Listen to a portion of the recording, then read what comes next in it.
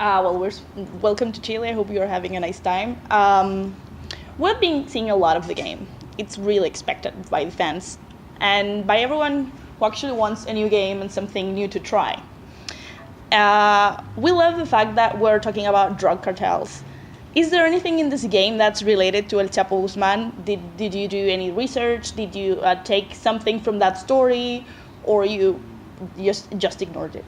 So we try to base as much as possible the game on the real events and real facts, but the story of the Santa Blanca drug cartel is an invented one. It's something that we couldn't we could have, but we didn't want to inspire ourselves directly from the real events. But you might still see some characters that could be similar, that could be inspired by them, and there are small details in the game that will show that we know the topic very well. Okay. Why did you choose Bolivia? I know everyone is asking because we have a lot of other really violent and crime-related countries. Why Bolivia? Bolivia, it's a super peaceful place. And maybe that was one of the reasons why we chose it. We didn't want to be so literal and talk about places that were exactly in this situation, but Bolivia is still a country where you're allowed to produce some coca. And we imagine, what if a Mexican drug cartel took over Bolivia to create a narco state? And And the other reason that made us choose Bolivia is the diversity of environments that you can get there. It's so varied that we managed to do 11 different ecosystems in the game, and you will be able to go in the jungle where you'll be really in the middle of the trees in a moist environment, or at the top of mountains, snowy mountains, or even in the salt flats. So all this diversity felt like it's a good place to show South America in general, but located in a real country and very inspired by it. So I've been to Bolivia because I'm half Bolivian. Are we going to see if I see the game, I'm going to see, okay, this is this place in Bolivia. It's that real? So we didn't exactly reproduce the geolocalization of everything, but there are for sure some elements, some landmarks that you will know. We have the Death Road that really exists in Bolivia, the Sun Flats, as I was saying, and even some monuments of pre-Columbian culture that are reproduced also in the game. So for sure, when you will see something, okay, you will be able to tell, okay, I know this part of Bolivia, I know this part, even if the parts are not exactly in the same position. Yeah. Are we going to see typical people from Bolivia, like cholos? Well, for those guys, I don't know exactly, but what we did is that we spent 2 weeks there, not only showing all the environments, but also meeting people, and we are really inspired by them. So to me, that I don't know those people that well, I cannot tell you exactly if you will find them, but I guess they will feel true to you. Okay, so why did you decide to go with open world this time? If this is super different, why now? Is there anything in particular that happened to say okay, we're going open world now, we're going to throw it all in? So compared to the last Ghost Recon game, the technology has advanced a lot. And what we did when we decided to do a new Ghost Recon game, we saw how could we bring it to the next level. And since Ghost Recon is a military tactical shooter at its heart, the tactical means having options, having choices. And what else than an open world gives you this kind of choices in the way you approach the different situation. And once you decide that, we had to find the technology to really build a huge open world like we wanted, so that you have lots of diversity, lots of environments, and it's something that took us more than 4 years to build from scratch. It's a lot of time. It is. In pre-E3 interviews, you said, not particularly you, but people that worked in the development of the game said that the AI of the game will have its own agenda and motivations. This is super interesting. How is this going to affect the game? Are we going to have to do quests or earn the respect from people that it's a non-playable character in the game to be able to go through the game without being killed in an instant? Well, there are plenty of ways this is handled. Like for example, if you want to attack a camp at night, you'll be you'll have less defenses most of the time. There will be maybe more snipers and lights that will be lit, but most of the guys will be sleeping in the barracks, for example. So it's a good way to start if you want to have an attack and be super efficient. And after, that being said, there's also you can how would I say, terrorize some guys that will affect the morale. And some of the according to that, some of the NPCs can surrender to you before you finish the fight, according to the way you approach the different situation.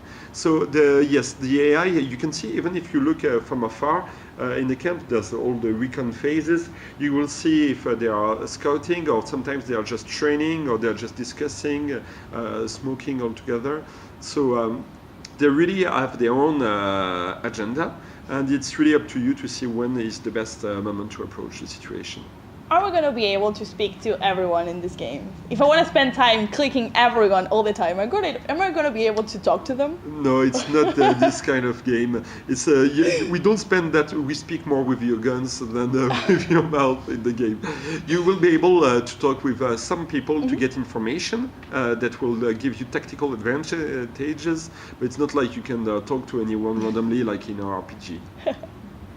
So, what are the elements besides the fact that you're basing your game in Bolivia and taking parts of the geography, and the fact that the AI is so independent? What makes this game so realistic? What is realistic is that we don't drive you through a linear story. It's not like if we had in life, I was sure that I had to do this and this and this. Here, when you start the game, you can choose to destabilize the cartel the way you want.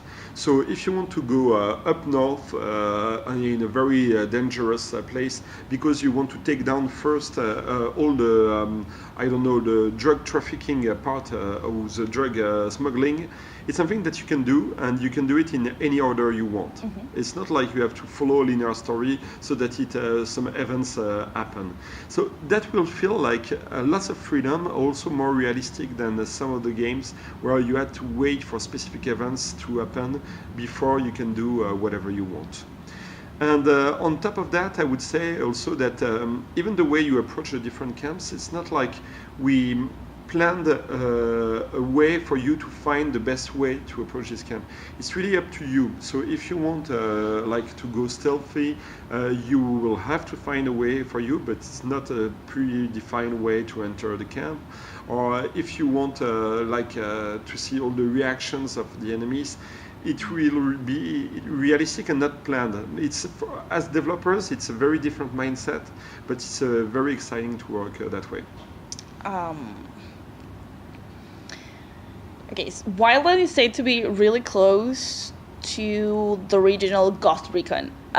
Did you feel the pressure of working and being compared to the original one that was co-written with Tom Clancy itself? Well, sometimes it's true that we are considering, okay, we want to bring the game to something more new, we want to do something different. Are we true to the first Ghost Recon?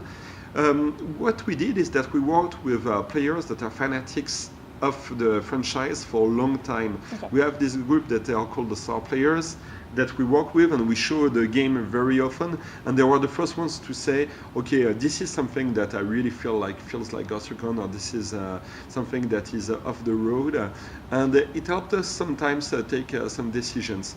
But in the end, all of them really believe that it's really what Ghost Recon could have been in the beginning if it had the computing power to produce such an open world and let you go anywhere you want. Okay. How important is the localization in this game? It's big. We're making lots of efforts, and myself working on the UI and the menus, etc. The game is localized in Spanish and Portuguese, for example, but it's even localized like in Arabic and Korean, Japanese, and everything. Chinese. And you have all the buttons, all the UI that you do, where it starts from the left and goes to the right. We had to do the other way around. It has different sizes. It's very complex, but it's a good way to make sure that everyone can play the game in its own language. Okay. Regarding voice acting. It's super important. It always happens that everyone thinks that Mexican Spanish is the Spanish that all of us speak. Yeah. I know you already answered this, but how do you think it will be? Because Bolivian Spanish sounds super, super particular. It's super different from what we speak, and completely opposite from Mexico. Yeah. How do you think it's going to turn up? Are we going to laugh, or is it going to be okay? Well, myself, I cannot tell you for me, but what I can tell you is that I have a very good friend in France that is from Chile, Okay. and that work on this aspect. So we wanted him to just make sure that everything from the tone that is employed to the accent felt as good as possible. So I guess for people from Chile, it will be good. Okay. For people from Bolivia, myself, I don't know yet. Okay. I cannot tell you. But I hope that it will be for the best. And okay, so is this game a port or is it native for PC? Because we are from a side that's basically main PC players. Yeah. How is gonna turn out for us? So I can tell you that we've done the 3 versions all together, and it's not like we had a port done after from the main version. When we were considering all the different aspects from the controls to the UI menus, we were considering always the PC version. And but the main version that the easiest to work on is the PC version. So it's not like the Xbox One and PS4 version are not going to be good. It will be as good. But I know for sure that the PC version works super well because that's the one when I try the game, it's the first one I use. Okay, so now regarding everything that happened in the beta, a lot of players were complaining about FPS, even if they were playing in super NASA-like PCs. How is it going to turn out for the people that we have like low-tier PCs? Are we going to be able to play it, or we're screwed from beginning? So actually what we realized is that there was some bugs in the way it was handled on some PCs, and it wasn't linked to the power because the game ran better on some laptops than on some towers. So we fixed the elements, and I think that it's better between the closed beta and the open beta.